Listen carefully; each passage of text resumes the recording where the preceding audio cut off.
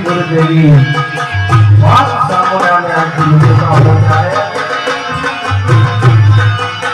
ये भारी समुद्र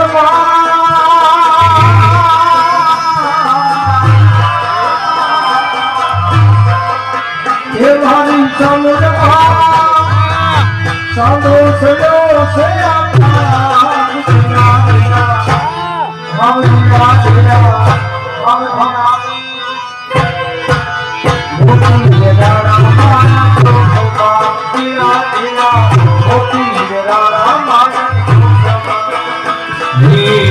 अपना मलंग एक यजमाना गाम से